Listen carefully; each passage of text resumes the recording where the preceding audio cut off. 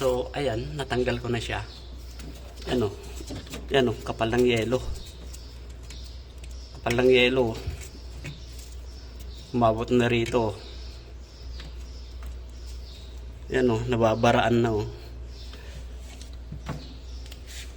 Kaya pala walang lamig na pumapasok dito sa baba.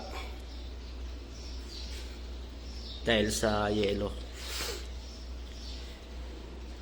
So, bali tatanggalin pa natin to, yung takip na to. Titignan natin.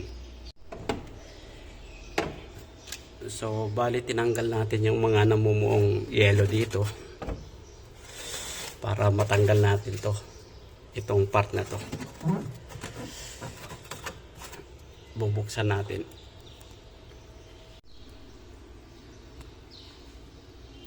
So, bali ito yung dahilan mga kamaster,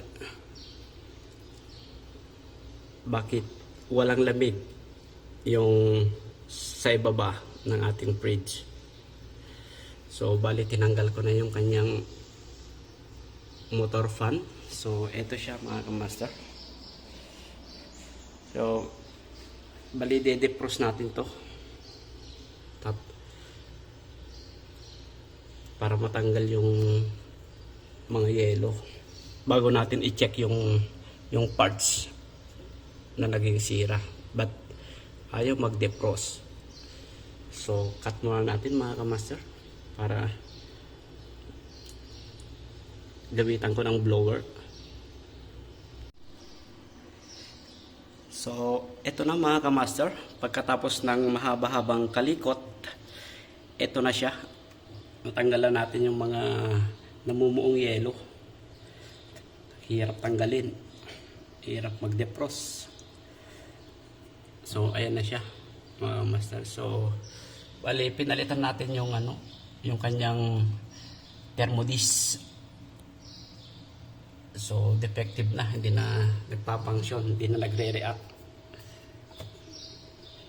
So, yung kanyang heater ay buo naman. So, yun lang mga kamaster.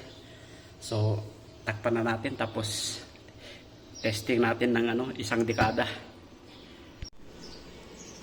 So, eto na mga kamaster. Pagkatapos ng 5 araw ay tuloy-tuloy na yung kanyang lamig dito sa baba. Ayan o.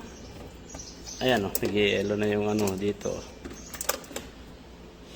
So, tignan natin sa taas. So, ayan. Ito siya. Wala nang namumuong yelo. Ang ganda ng lamig. Lakas. So, ayan o. Yelo. Ah, grabe.